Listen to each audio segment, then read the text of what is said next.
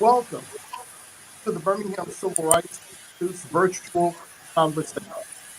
Today, we will be speaking on the 2020 Big Three. We'll be having this conversation along with Reverend Dr. Carolyn McKinstry, attorney LaVeeda Battle, and Dr. Brandon Wolfe from the University of Alabama at Birmingham.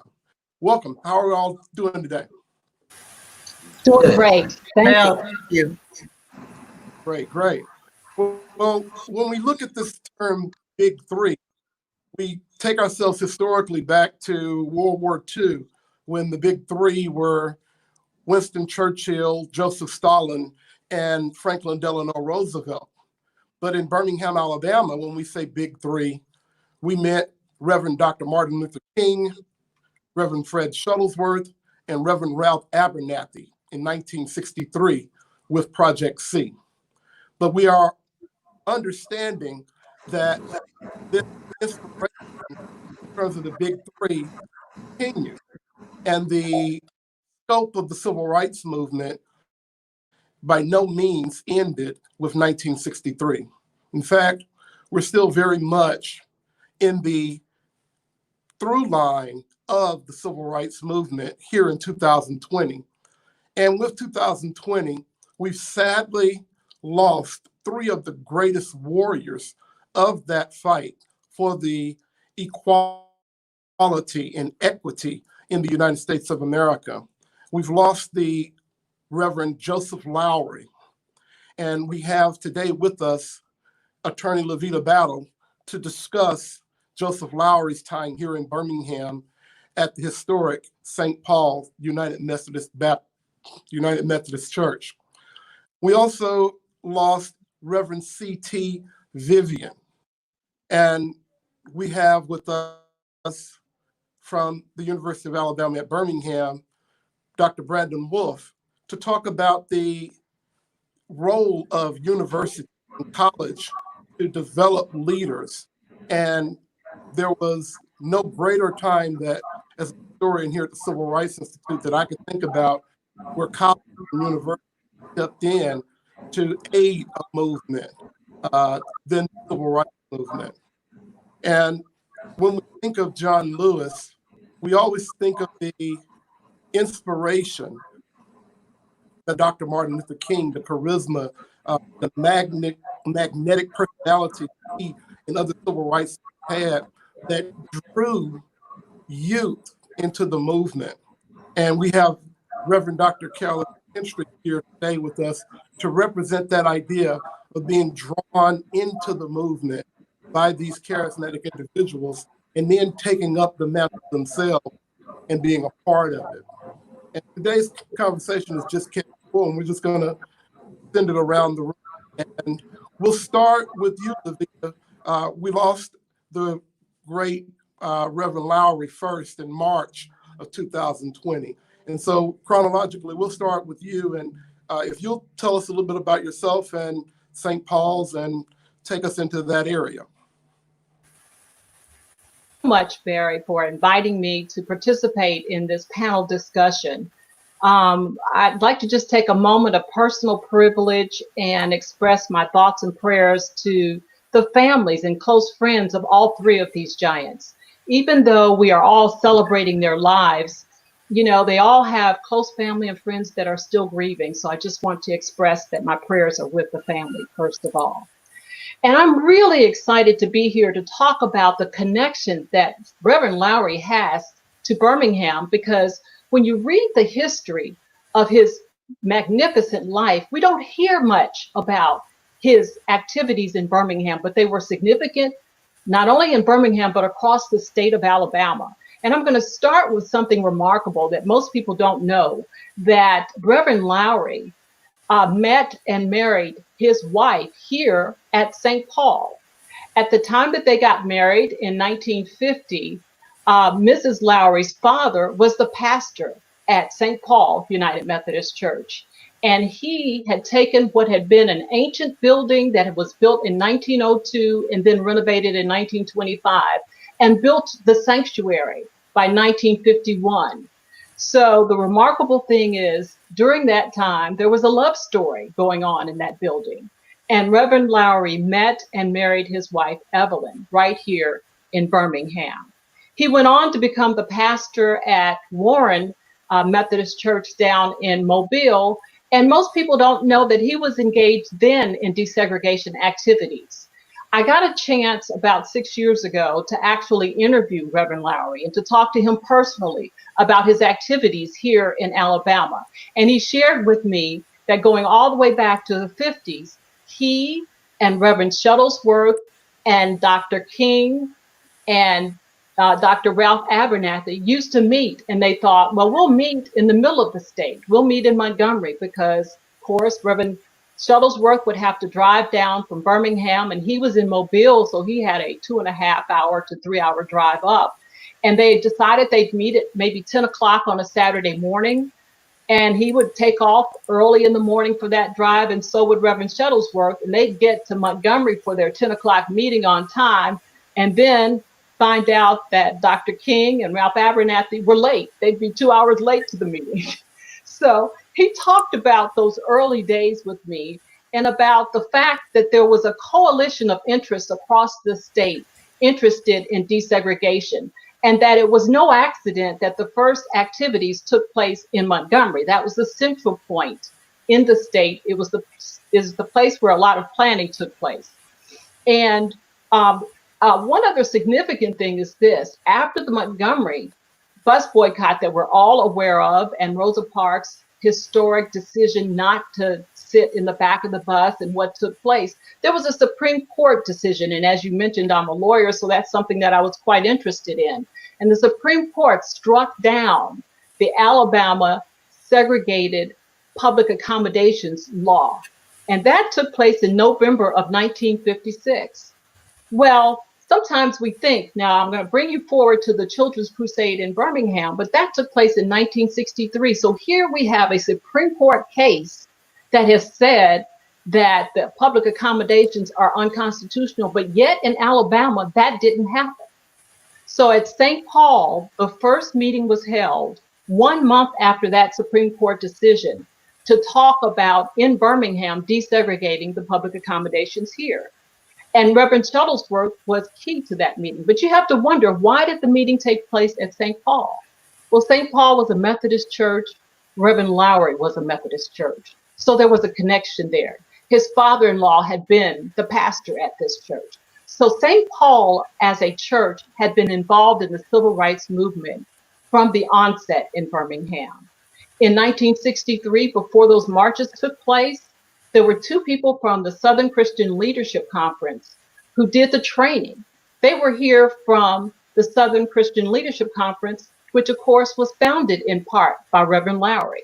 So he had a connection to the training that took place so that children knew to be nonviolent in their response to what they were about to experience. And the question was, why were there children involved? Well, because all three of the four people who were involved in the planning knew that many of the people that had been involved in Montgomery had lost their jobs, their livelihoods, and had fallen on hard times. So the thought was, if you have children involved, they don't have jobs to lose. Mm-hmm. So it was after those marches that the very next year, Reverend Lowery became the pastor at St. Paul United Methodist Church. And when I interviewed him, he talked about the fact that he himself wanted to finish the work of his father-in-law at that church and completed the renovations that needed to be done to the sanctuary at St. Paul.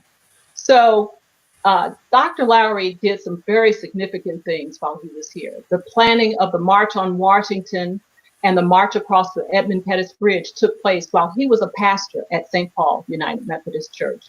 So there is a very strong connection, and it's part of the untold story of what took place in terms of civil rights here in Birmingham. So I just want to end by just giving you just a couple of quotes from him that I think are relevant, particularly to what's going on right now. And one is that if you don't know where you come from, it's difficult to determine where you are. And it's even more difficult to plan where you're going. So there was a lot of planning that went into what happened during the civil rights movement in the 50s and the 60s. And I'm certain that that's going to be very relevant to the kind of planning that has to happen with what we see today as the social justice movement with Black Lives Matter. Thank you. there's a tremendous amount of information that you just shared with us. And when you talk about a man that lived to be 99 years old, it's important for us to remember that you're only scratching the surface there. And there's a lot that bears our research and our time to look in to learn more about Reverend Joseph Lowery when we start looking at the complexities of the civil rights movement and where Birmingham, Alabama fit in to that narrative. And as we start talking about that narrative, we also talk about the colleges and the university. And I remember you mentioned the young people in 1963. Well, here in Birmingham, Alabama, there were the students from Daniel Payne College and the students from Miles College with the selective buying campaign, and students at Alabama State and Montgomery were thrown out of school because they participated in sit-ins. And no one could ever forget, as we talk about John Lewis gets his start in Fisk University in Nashville with the sit-in movement that was going on there under the Reverend John Lawson. So the idea of college and university being a place to allow young people to, if not discover their voice, develop their voice, is a powerful component to this civil rights movement. And Dr. Wolfe, I'd like for you as a person on a campus in a city like Birmingham, Alabama, to talk about the responsibility that you have as an administrator at the university, but also just as a person that appreciates this movement, to share this with the young people that come through and matriculate at your university. Unmute myself. 1 second. There we go. All right, sure. Thank you so much again for just inviting me to be a part of this this discussion. Before I begin, I just want to say that, we are trying to unpack and fit in and speak on a legacy of the lives of 3 men whose collective lived experience is well over 270 years. So bear with us as we try to do this. So to answer the question, I think that just as you said, this becomes the birthplace for the intellectual exchange of ideas. This is for opportunity and where we can engage students at a level that that connects them not only what they learn inside the classroom, but connect them to opportunities outside of the classroom. It's this whole piece on curriculum writ large, where we want to make sure that everything that they're learning is actually applicable in society. We're trying to build, like all colleges, we're trying to build up the future of our leaders. These 3 individuals, Lowery, Lewis, C.T, Vivian, all have left that blueprint for us. Just getting involved in learning the information, learning the history, learning the tactics, learning the just the strategies and just the blueprint that they left behind. A lot of the stuff that's happening now, from the civil rights movement all the way up until what we have with Black Lives Matter, is just a continuation of that work. And I'm proud to see that students are well studied and that they're taking this mantle, they're taking this torch, and they're continuing to move forward. My role here is just simply to just provide the resources, to connect them to institutions, connect them to people who are doing this work, and also making sure that they don't forget to honor those who come before them. I try to tell people, especially as we're doing this work, that we have to be sensitive to the generational specifics. This generation has way more at their fingertips than most of us have in our libraries at home. So, and they're able to access this information easily. And they're ready to go, they're ready to move. But also there's a little bit of a disconnect because they haven't had the lived experience that our elders have had. So to be able to get the best of both worlds, to sit at the feet of those individuals, that's one of the reasons why at the institution, I'm a huge proponent of telling students to go to libraries, visit our cultural centers, and just sit and talk to individuals, over from the 1965 Foot Soldiers to the Birmingham Civil Rights Institute, going over the 4th Avenue, the historic 4th Avenue district. There's just a tons of wealth of information to be exchanged and passed forward to continue this work that's happening. And, that's basically my role. And other than that, just providing mentorship and the resources to do it and to do what they choose to do effectively, no matter how they choose to lead. And that leadership is going to be supported by the experience they have there. You talk about some of the public discussion programs that you've had at UAB that talk about. Absolutely. Over in our office, Diversity, Equity, Inclusion, we've done a series of critical conversations where we connect some of the issues that are happening in current events and bringing students and people in the community together to discuss those various intersections, to find common ground, and ultimately walk away with how to take this information that they've learned and to make it applicable in society and instantly. But also it becomes an opportunity to develop networks among students and those who are just doing this work in the community. We have our Cultural Lens speaker and our Cultural Lens speaker series. Same thing, we're bringing in speakers, we're bringing in those who've done this work at a much higher level. Just recently we've had Dr. Yusef Salam from the Central Park 5. There's ongoing work that's happening on the SMDP, Student Multicultural Diversity Programs. Just recently they had the ORCA conference, where that's a student-led conference where students who are out here doing the social justice work are sharing their promising and best practices, things that they've done, and they're continuing to push the agenda. And this is just not only within UAB, but connecting other colleges as well. We're working on an initiative right now, the Social Justice Intelligentsia think tank, to connect university students together to, again, just give them the framework, give them everything that they need, put on workshops to raise their awareness, and just let go and just let them loose and just do what they need to do in order to affect change positively. We're doing diversity education and training and workshops for them, and just ongoing initiatives. And it's not just what we're dictating to them, but also we're being very responsive to their needs as well, because this is very co-constructional in the sense that they tell us what they need, they tell us about things that they're interested in, and we try to respond to them and fill in those gaps as much as possible. Well, Dr. Wolfe, that leads me to, we still look at youth and how youth are the awesome lives of these three men. We connect to John Lewis, and John Lewis spoke about writing a letter to Reverend Dr. Martin Luther King, and having heard Dr. Martin Luther King, then being brought in to meet with Dr. King and meet with Rosa Parks and others, and how this strengthened his desire to be a part of this movement.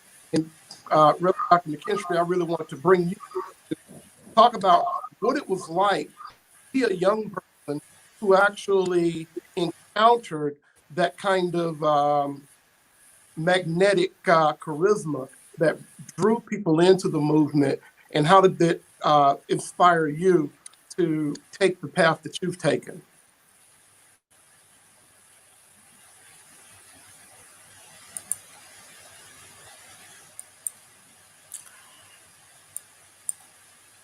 Good afternoon to each of you. Good afternoon. Barry, I'd like to say thank you to Barry for the invitation to share alongside my cohort here this afternoon. And I'd also like to extend my sympathies as well to the families of Reverend Joseph Lowery, Reverend C.T. Vivian, and to the family of Congressman John Lewis.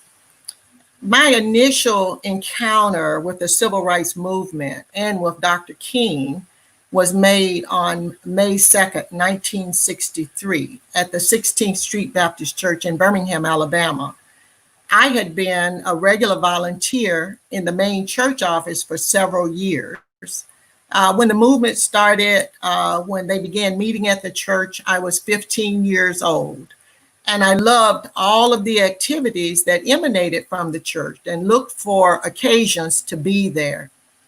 On this day, May 2nd, I became curious when I began to hear what I described as fiery speeches from the sanctuary. When I opened the door to the sanctuary and looked in, it was completely full top to bottom. approximately 1,600 young people. There generated from that room an energy and an excitement that would follow me throughout my life. There were 6 men seated on the pulpit: Reverend Jesse Jackson, Reverend Andrew Young, Reverend Fred Shuttlesworth, Reverend Ralph Abernathy, and Dr. Martin Luther King. John Lewis had not yet entered the picture, but I put everything away that I was working on as a volunteer and stepped out into the sanctuary and took a seat. There were over 1,600 people. The sanctuary was completely filled, and I became a participant and a proponent of Project C, and a lifelong proponent of the notion of the beloved community where all are welcomed and where all are valued. I also became a proponent of lions walking with lambs and children leading, and all harm abased. When Dr. King spoke of the segregation laws, he explained why they were immoral and unfair. I was captivated and I listened to this intently. In the weeks ahead, I would survive the September 15th bombing of the church where 4 of my girlfriends were killed. And the death of my 4 friends would remind me, would live in my mind and in the work that I aspired to do. The idea of the beloved community and racial reconciliation would become a lifelong quest. And this quest can be summed up in words that Dr. King uttered to us later. In later years, I would encounter the very thoughtful John Lewis. I was a student at Fisk University when Dr. King was killed. And in the years that followed my graduation from Fisk University, I would encounter John Lewis in many places. John Lewis was an alum of Fisk University and was invited to Birmingham on many occasions to speak to us about his current work and the road that we needed to continue to travel and to pursue. I began working with the Faith and Politics group a little over 20 years ago, where I encountered John Lewis again. And I traveled with that group as a luminary and became the seatmate of John Lewis. He was always very humble, very kind, and would always give thoughtful advice. He would always say to me, "Carolyn, tell them everything. Don't leave anything out." I encountered him again. We did films and documentary together, and one in particular at the School Without Walls in Washington, D.C. And these films were being put together so that the future generations of children, of young people, might remain aware of the contributions that had been made in the name of freedom. This was very important to Congressman Lewis. He would also say, make sure you tell the children. Don't leave anything out, but make sure you tell the children. I encountered him on the faith and politics journeys every year until his death this year. There were other political events, and most especially the Birmingham Fisk alumni, where he was always invited to speak. Over the course of the last 20 years, he may have spoken there 4 or 5 times. And we were always honored to acknowledge him, to honor him, and to reference the books that he had sold. I'm honored to have had the opportunity to work with Congressman Lewis. I came to know him as a mentor and a friend. He was perhaps the most humble man that I have encountered in my lifetime. And he was consistently humble. He was consistently concerned and had the life of the people on his heart. He never engaged in frivolous conversation. And when we rode those buses on the faith and politics journeys, some of his documentaries would play, Walking with the Wind, Good Trouble, and he would allow us to just crowd him and ask questions and have programs signed by him and so forth.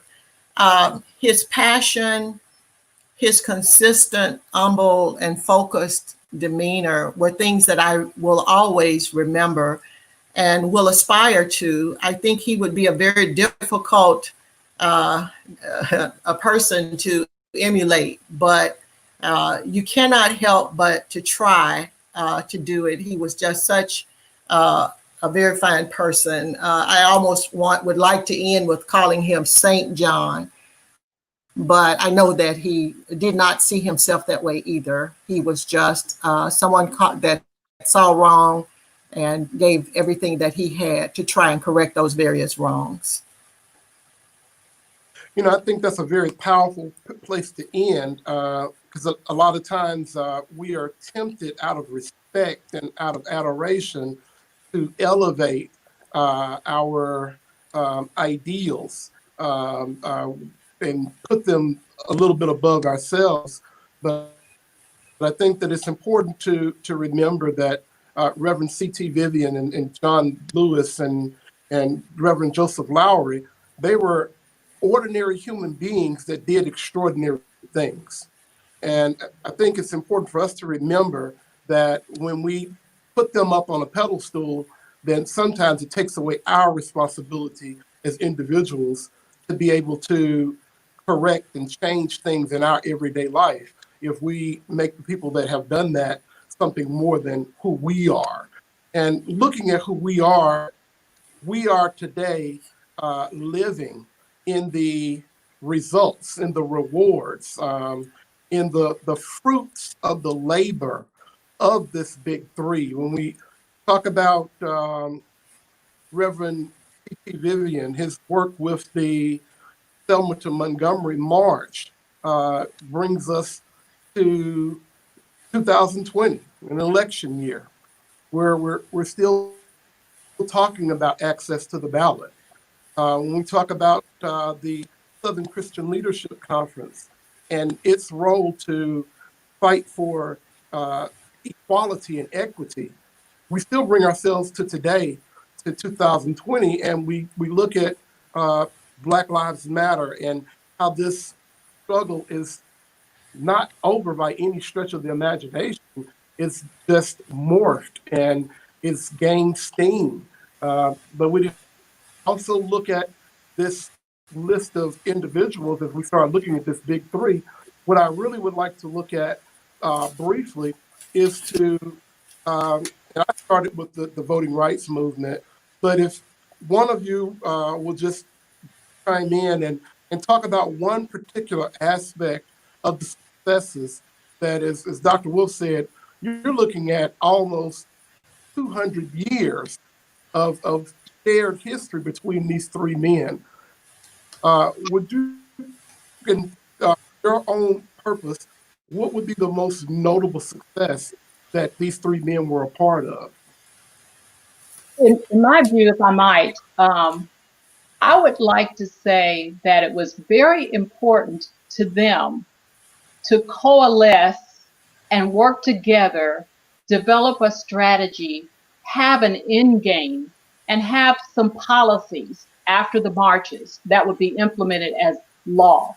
I thought it was quite strategic that the Montgomery bus boycott attacked the law, the segregation laws, and that the Voting Rights Act was passed after the activities that took place in Alabama across the South, because it's important not only to look at the laws, but to look at the lawmakers and who has elected those lawmakers. And participating in the electoral process is key to whatever your outcomes are with respect to law. We are living witnesses to that right now today. And what I am so proud of is that young people have become woke and they fully understand being engaged in the political process, being engaged for social justice, and that it takes being in the streets, raising the issues, targeting and having a strategy, and as well having some ongoing underlying policies that you're trying to change about the way that society operates. And I think that there are wonderful lessons that come from how these three men and several other giants who worked with them were able to work together and labor in the vineyards even where there were no successes. I think their greatest achievement was their ability to work together. And I just want to rely on a quote from Reverend Lowery for that. And he says, let's turn to each other and not on each other. As long as you can work together and come up with a common vision for what it is you want to achieve, there's nothing that is impossible. And I think that's one of the things that was their greatest achievement. I'd like to jump in on this. I study C.T. Vivian quite extensively. One of the things that personally benefits me is that I know in 1966 he started Vision, which is now known as Upward Bound, and I'm a product of Upward Bound, so I'm always shout out Upward Bound. The other thing is that, you know, what began as I think it was the Anti-Klan Network became the Black, the Center for Democratic Renewal. And just kind of pay off for what Ms. Battle stated is, again, this wasn't just the appeal for moral upheaval and to say, find it in your hearts to get involved with this on this movement, but they attacked policy as well. So to continue to see that manifest, you know, just recently, I just read the policy paper from Black Lives Matter. And as I'm reading this paper and dissecting, I'm like, man, there's a lot of C.T. Vivian in this work. And as they're continuing to push for the change that they wish to see. So yeah, that's just one of the things, two of the things rather. And the other, I would say the Black Action Strategies and Information Center in Atlanta, I believe, is still there. So it's not just about the revolt, but it's about civic engagement and the continuous civic engagement, because this isn't just something that impacts Black people, but this is something that impacts all people. And Barry, I'd like to add a few things to that. There are two words that I think describe all three of these men, but I especially see this in John Lewis, and that is the sanctity and the selflessness that they all brought to any movement that they were part of. One of the things that I was always impressed by was, for example, the human rights pledge that existed right here in Birmingham. I think it's rare. I've reviewed the goals and the statements online for other organizations, but for example, the Alabama Christian Movement Human Rights Pledge, which I also see much of this in other documents they did, meditate daily on the teachings and life of Jesus. Number two, remember always that the nonviolent movement in Birmingham seeks justice. It seeks reconciliation, not victory. So they were not out to overpower anyone. They were out for ultimately reconciliation. It said, walk and talk in the manner of love, pray daily, sacrifice personal wishes in order that all men may be free. I think the beauty of this movement as displayed by all of these men was that they brought together our hearts by way of Christian doctrine and married that to the constitutional documents that our country was founded with. And they embraced not only the national scene, but the global scene. They truly were working toward a beloved community. And I just think that the example that was set here in the United States by these men is unparalleled in my reading of other movements of this sort. I think they were just a very unique and God-called group. You know, when you look at this group of individuals that have brought this nation closer to that idea of being a more perfect union, a part of it is that idea of equality and equity. And we start looking at the idea that there's privilege. And these individuals, they work to try to expose people to the idea of privilege, because to the privileged, equality is a sacrifice. And with that being the case, you also have a backlash, because you have some people that feel like for you to gain, that must mean that I must lose. And that sadly takes us to a point of a backlash or retrenchment. And so as we look at the successes and we look at the achievements that have been brought to us by the work of so many individuals, including the 2020 Big Three, the question I'd like to deal with now is what do you think they would have felt about the retrenchment of a lot of the things they worked Mhm. Well, if I might, I think that Dr. Lowery and as well John Lewis and as well Reverend C.T. Vivian, Congressman Lewis and C.T. Vivian would not have been daunted by that retrenchment. They lived through, as I talked about before, the fact that the Supreme Court had struck down segregation in 1956. And by 1963, even though they had won that victory, the bus system in Birmingham was still segregated, and they were not daunted by that. So you're talking about a time when there were access to opportunities in America that have been retrenched.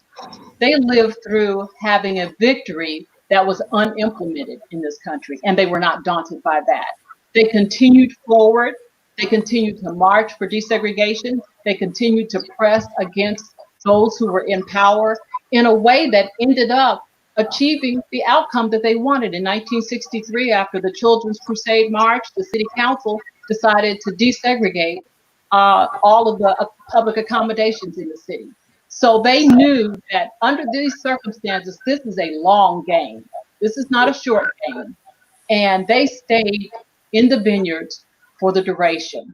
So I think that they would not be daunted by the retrenchment. They would be invigorated to continue to fight for social justice. Yeah, and to add on to that, Joseph Lowery, I remember he had a speech that he wrote 25 years ago, and he restated that speech during the years Obama was in presidency. And he stated that everything has changed, and yet nothing has changed.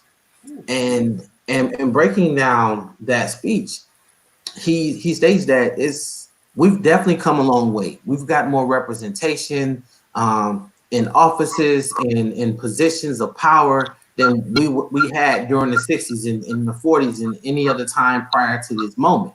And when he was stating this, he was talking about this as even having Barack Obama, a Black president, holding the nation's highest office at the time. While that has changed, what hasn't changed is that systemic oppression still is pervasive. Racism still permeates every facet of our institution. And they realize that because of that, this is a marathon. We're going to have wins, we're going to have losses, but we have to keep going. The way systemic oppression continues is that it gains its strength off of myths, such as, telling individuals who are privileged and power that if you give up your seat or you sacrifice your equality for equity, that means that they're going to turn around and oppress you, which lends to a certain tactic of not only hate mongering, but fear mongering to keep the hierarchies in place.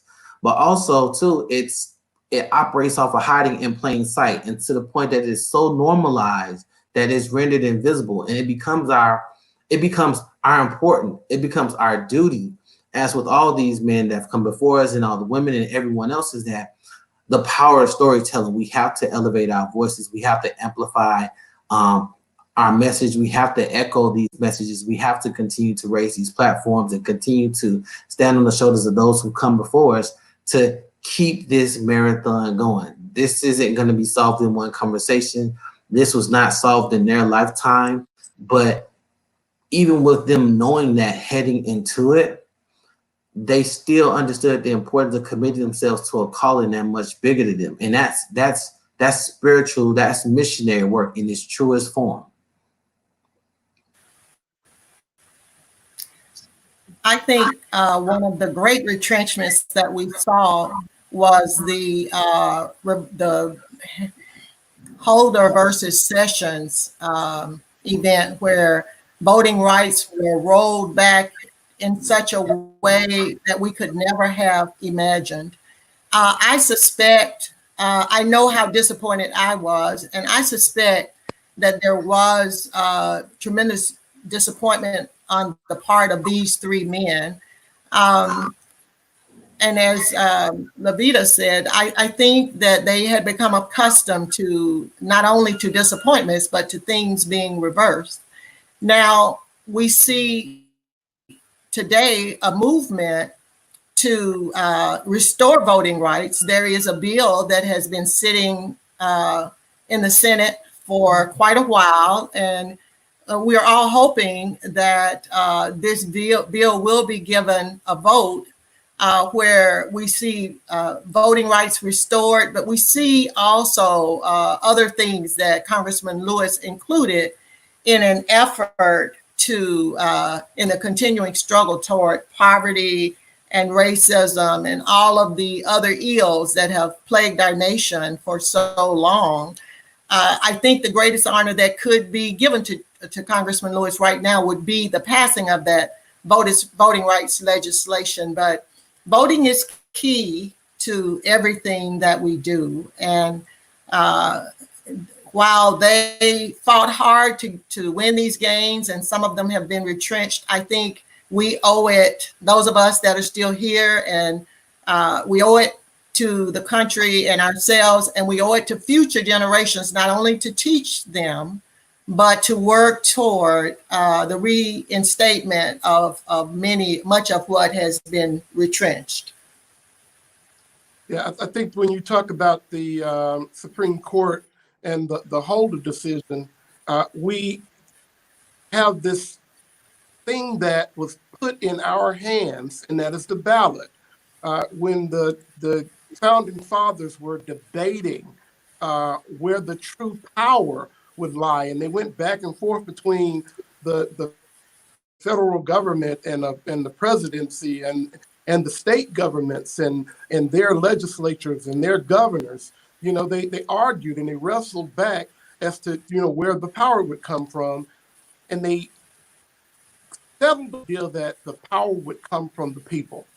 And this idea of voting, it is the essence of the American experiment. And it has been under constant attack. And there are so many different ways that it is under attack that the expansion of the Voting Rights Act is something that is very, very important.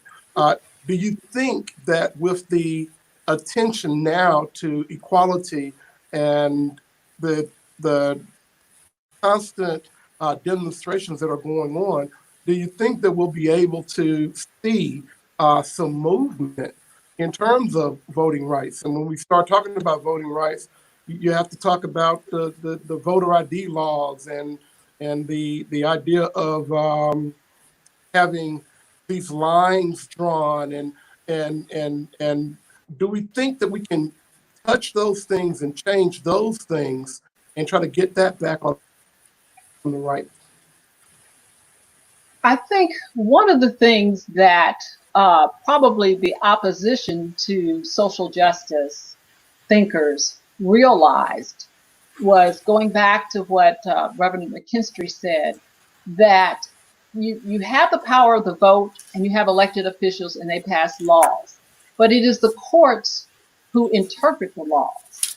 And so there is a certain embodiment of power in the courts. And I would venture to say that the person that we have now in the White House is only there in order to instill in the court a certain view that will be in place in perpetuity because of that. So you have these three parts of the way that our government works. You have the legislature, you have the executive branch, and you have the courts. And I think that the courts, though, are now in this generation going to be sensitive to what's going on in the streets as well, as they were back in 1963. You see, it was a march in the streets in Montgomery that meant that the Supreme Court struck down the desegregation laws because of what was going on in the streets. And now we have a circumstance where we have a social justice movement and the Black Lives Matter movement, and the courts are going to be responsive to it. And I'll tell you why. It's not just people in the streets, but it's also people in boardrooms now who have caught on to this. And they are also looking inwardly, and they are making donations, and they're becoming a part of the solution because they see where our entire society is going, and it's not going to be a good place for anybody. And they understand that. So there are connections that are being made across lines that didn't exist in the past. And that's the phenomenal joy, I think, of the Black Lives Matter movement today, is that it's caused people who in the past were able to ignore it to start to pay attention to how they are either part of the solution or part of the problem. And if they don't want to be part of the problem, they must be part of the solution.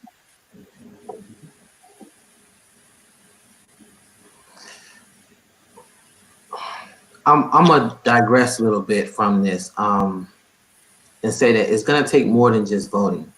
Before we get to the booth, I believe this starts with organizing. As those before us have shown, we have to start organizing and be strategic in organizing, and not just for the moment, but for the future as well. We need a succession plan when it comes to leadership, and that's what's kind of hurting us now, and we're just starting to pick up that baton. We need to start grooming our candidates from the ground up.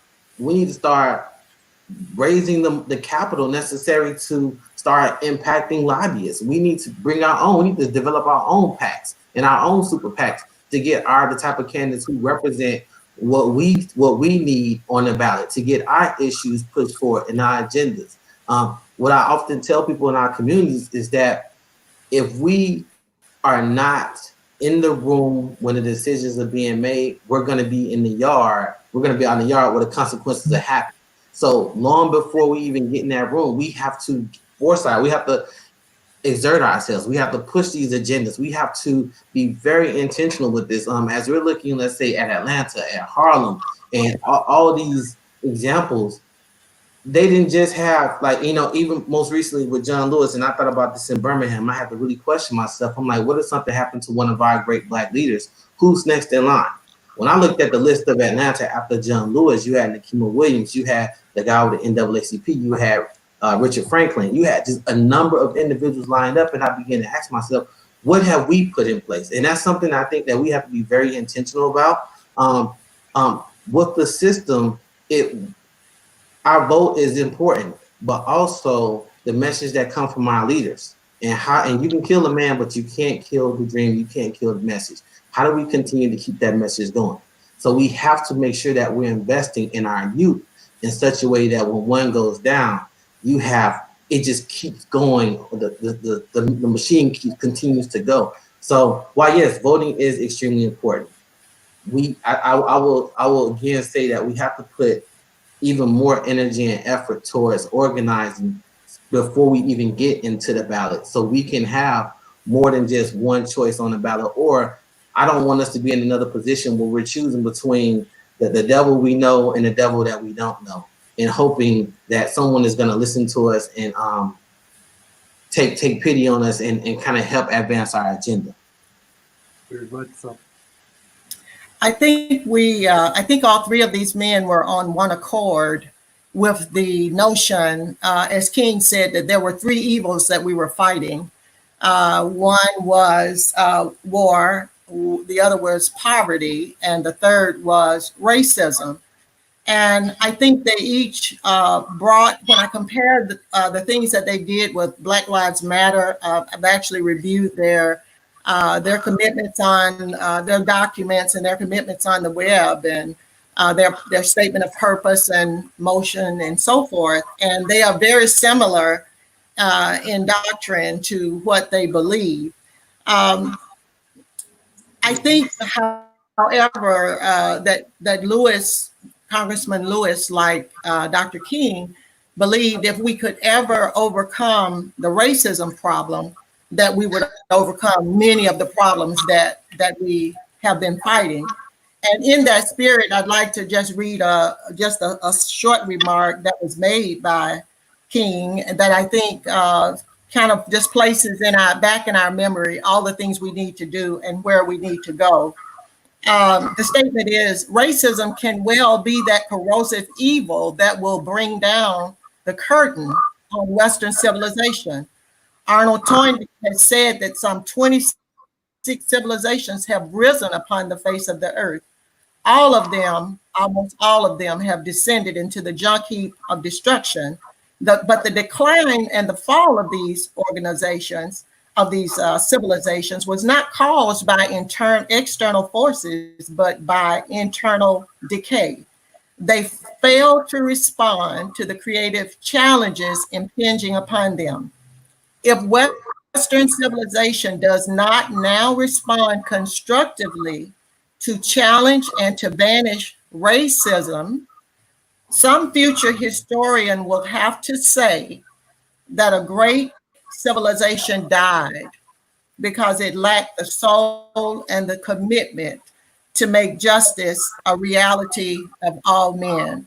So I am posturing that first and foremost, I think they understood the severity and the challenge and the necessity of eradicating those three evils, but most specifically the racism. I think they all worked toward eradicating that and passing good laws until they each departed from us. Well, I think that we have to take a powerful statement and let that be the last word on the 2020 Big Three: the Reverend Joseph Lowery, the Reverend C.T. Vivian, and Representative John Lewis. Thank you all so much for tuning in today. Thank and you. to the individual program hosted here. Thank you for being a part of it. Thank you. Thank you so much.